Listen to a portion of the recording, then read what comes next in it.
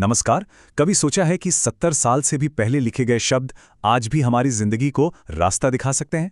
आज हम वक्त में थोड़ा पीछे चलेंगे और अगस्त 1952 की अखंड ज्योति पत्रिका के पन्नों को पलटेंगे। इसके संस्थापक युग ऋषि पंडित श्रीराम शर्मा आचार्य जी के विचारों में वो ज्ञान छिपा है जो समय से परे है और आज भी उतना ही जरूरी है। तो चलिए साथ मिलकर इसे खोजते हैं।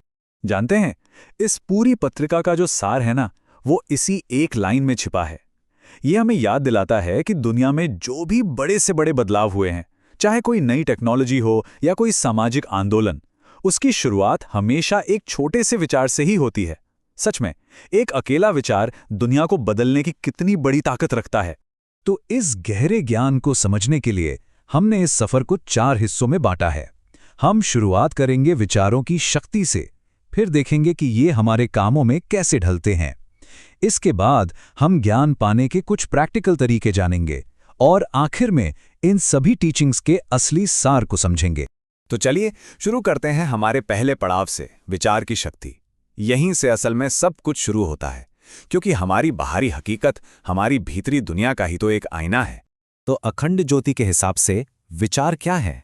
ये सिर्फ हमारे दिमाग में आने जाने वाली कोई तरंग नहीं है। नहीं, इसे एक शक्तिशाली ऊर्जा माना गया है। एक ऐसी एनर्जी जो न सिर्फ हमें बल्कि हमारे आसपास की दुनिया को भी बदल सकती है। इसे तो हमारे भाग्य का आर्किटेक्ट कहा गया है, जो हमारी किस्मत की नींव रखता है। और पत्रिका के ये पन्ने इस बात को एकदम जिंदा कर देते हैं। एक तरफ देखिए, तस्वीर में दिखाया गया है कि कैसे दैवीय कृपा किसी के मन को बदल सकती है, और वहीं दूसरी तरफ का लेख समझाता है कि हमारे विचार स्पेस में, आकाश में सूक्ष्म लहरों की तरह फैलते हैं। इसका मतलब बहुत गहरा है।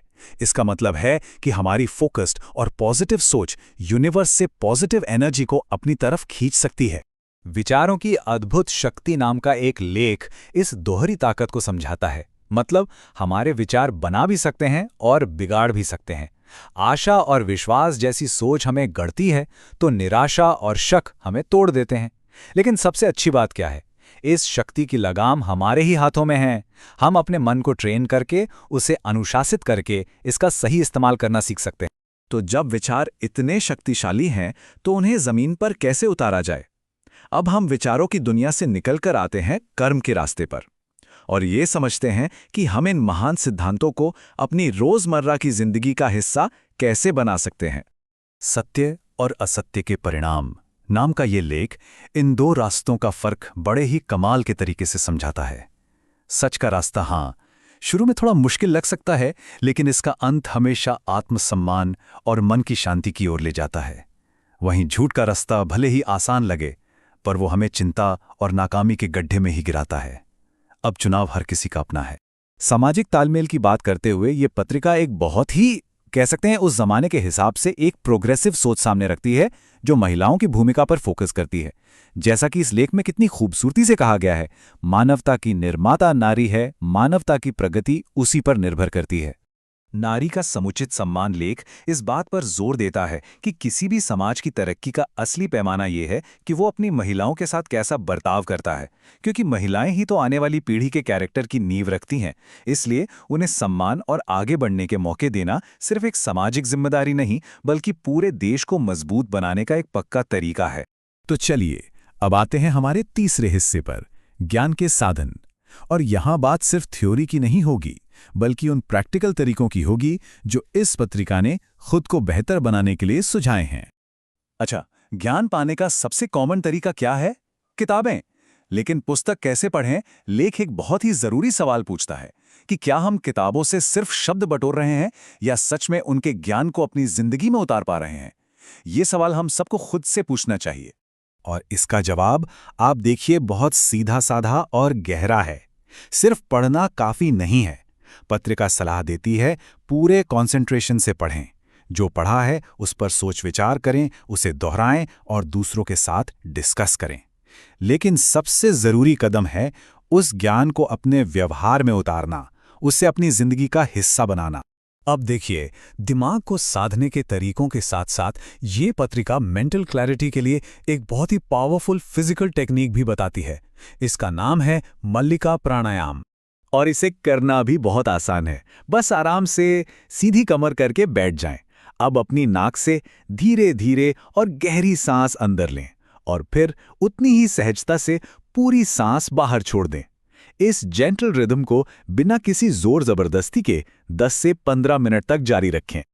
और अब हम पहुंच गए हैं अपने सफर के आखिरी और सबसे गहरे पड़ाव पर, मूल उपदेश। यहां हम गायत्री उपनिषद पर आधारित एक बातचीत के जरिए इन सभी शिक्षाओं के दार्शनिक दिल तक पहुंचेंगे। ये जो शांत दृश्य है ना, ये ज्ञान की उसी सदियों पुरानी खोज को दिखाता है।